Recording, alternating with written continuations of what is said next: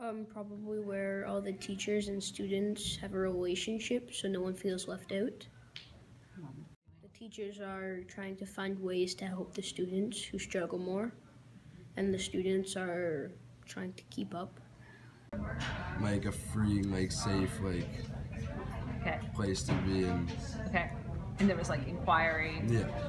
There was different things all around. There was things to look at everywhere. It was like. Well, my ideal school is, well, whenever the teachers get along with the students and the teachers come into work every day enjoying their jobs, they actually enjoy teaching the students and finding new ways to come around and overcome the obstacles that some students might bring them. Probably where like everybody's accepted and where kids are always volunteering and helping others without like being asked. It doesn't really need to change the look. Maybe inside the classroom should change a little bit more of a learning commons type look to it. I would say that needs to be, I know it's expensive, but a little bit more technology for students in, like, it wouldn't have to be a lot in every classroom, just like a little something in every classroom that will pertain to that class. And I think the classes, besides like your math, your science, your all those stuff should still be optional. But I think like there should be a lot more like co-ops, like for engineering, or I think there should be the opportunity for students to go with a mentor once a semester for a certain amount of time, like in the line of work that they're thinking of doing. Like, I don't know, maybe you want to go hang with an engineer for a week and that would happen once a semester or something like that. And I think that would open people's eyes and make them focus a little bit more, because you'd talk to the mentor and you'd see that they, like, you need this. Like, they'd show you like, oh, you actually need this, like I actually use this every day. What would the students and the teachers be doing in your ideal school? So in the ideal school, my students and teachers would be getting along and co-oping on different things. Like if there's like a writing piece that a student needs to get finished and the student is having a hard time, the teacher will come and they will help the student overcome that, and they will help, like a teacher will come up to me and say, well, like, where is this idea from? Like, you need to think of this more. You need to think harder. Like teachers are like finding ways around barriers that like some child might have. Like they might not want to learn the subject, but maybe find a way for the teacher to like make it so they want to. So like if they don't like math because it's hard, like find a simpler way to teach them instead of just going the basic way. Like find a easy, like, because for me, like a little idea, like a picture, I guess would help, like a little story. I'd say success would be trying your hardest, because you shouldn't be graded on your overall mark. You should be graded on how hard you try. It depends on your concept of successful. If you work at a job that is, you like it, you love it, and you're good at it, but you don't make a lot of money, but it's enough for you, then I think that's successful. Or if you work at a job that you make a lot of money and you hate it, are you really being successful? Maybe in that line of work you're successful, but in life? I think to do like what you want to do and whatever makes you happy. And I don't think it's all about like the marks that you get. It's just if you're really doing your best and doing like what you want to do, then Probably where a child or a student is like they're succeeding in their own way, like not just how they were taught. Well, this might sound weird, but I think that for me to be successful, I'm more of just like a hands-on. I need to write on paper sometimes instead of using the computer. Like sometimes I'll use the computer to correct some words and stuff, but I'm more of a guy who just goes on the paper and pencil and writes down his stuff. Fail early, fail often, fail forward. So failing is how you learn. You're never going to learn anything without failing. Most people that have invented anything, they didn't just go and it was there. Or they didn't make the first one, it was there. They made one and they were like, that didn't work, let's try this. That didn't work, let's try this. And they probably did that about 100 times and then it worked. So they failed, but failing leads to success.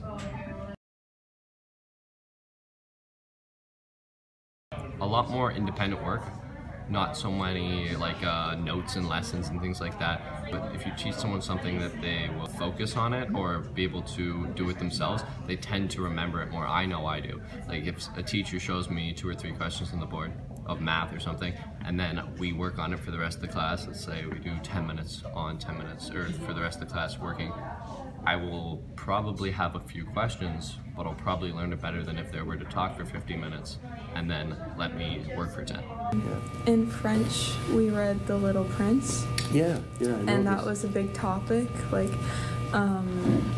how kids are so curious and innocent to the world, and then as they grow older, they're taught to think in a certain way, and there's a correct way of thinking, and to interact with the world, which is more of a cookie cutter than just how kids are so open-minded, and curiosity gets lost as you get older, and then they say that adults are more concerned with numbers than anything else. Like they want to know how much, and there's just all these different traits in the book that adults possess that don't make sense to the little prince because he's more open-minded. And then also that could be applied to learning how to learn. Less of, sometimes I feel I'm being judged if I'm asking a dumb question. So I guess that, but that's probably just me. But yeah, and more of probably just discussing something with a teacher, like, because for me I need reassurance, like if I'm doing something right, like because sometimes I overthink, I'm like, well, am I not doing it? Like, am I doing it wrong or am I doing it right? Because like sometimes they won't tell me, so I'll be like, have to ask a friend, I'm like, am I doing it right? And they'll be like, yes, you are. So I'm like, okay, it's all good. I feel like a lot of the times we're just given things to do. Like an assignment will be, okay, you're gonna look this specific thing up and you're gonna give me a project on it or an essay or a presentation. Whereas from what I've experienced, there's been the odd essay or presentation where they'll give us a broader topic and say, I want you to present on something to do with Aboriginal issues. And we get to take that, kind of look through, and all of a sudden you're no longer just doing it specifically on, say, Aboriginal language. You're looking at Aboriginal language, you're looking at problems that may have arisen a few years back, things like that. And all of a sudden you're kind of being able to pick and choose and really experience a few different topics, and you kind of pique a curiosity towards one of them, and it lets you really think critically about each one, really be able to go, okay, this is what I'd like to do, not these ones, this. I think if they focused more on like how different everybody is, and instead of teaching everyone the same way and the same things, I think that could help more.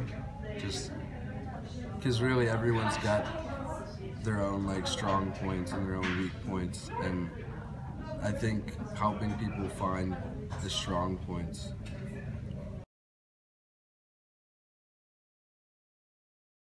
Well, I don't have the best confidence myself, so I guess more confidence, but I think that like we spend 12 years in school, like sometimes more, and I think that that's a really long time to be stuck learning about things that you're not gonna think about for the rest of your life.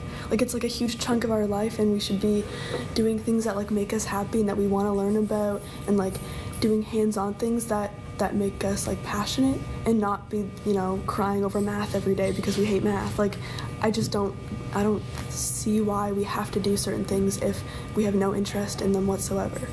Interesting. Are you saying eliminate math? No, not at all. No. Some people love math. Like, yeah. If you love math, go for it. Okay, so if you don't love math, okay. There should be lots of different opportunities for you to get involved in things in school that make you passionate about it. So are you saying eliminate math for you or the person that doesn't like math? Yeah, maybe not eliminate it, but not. Find a different way to like teach it. Yeah. Instead of dreading going to math class every day because you don't understand the teacher, you don't understand how the work is or something. You just like sit there and look at a textbook and say, okay, do these questions, and you sit there for like an hour. Yeah. And just. So you say and open more space for more choices and that type of thing? Yeah. I think students just need time to work, and I know for some students this wouldn't work, but the ability to take breaks and not be, I don't know what word to use, not punished, but like told not to use their phone and things like that, when maybe that's how they work. Or maybe for me, I know I work on my computer a lot, and it doesn't matter what class it is, but if I work on my computer, I'm gonna do better. So a lot of people, they go to high school, they go to university, they get a job. 95% of what they learned in high school are from, I say, from grade 10 on, because grade 9 and 10, you probably learn a lot and you use a lot. 90% of the stuff they use in high school, they don't use for the rest of their life, right? They have kids, they might help them with it a little bit, relearn it, but that's about it. And I think, why isn't it the other way around? Why do you not use 95% of what you learned in high school and then not that 5%, right? So that's what it needs to be like. I know it's a hard goal to do, but maybe it's having a lot more options for classes. I feel that school is giving me something to come and learn every day, to come and do something instead of video games or like something else. Like there's something that just fulfills my day. If without school, life would be pretty boring.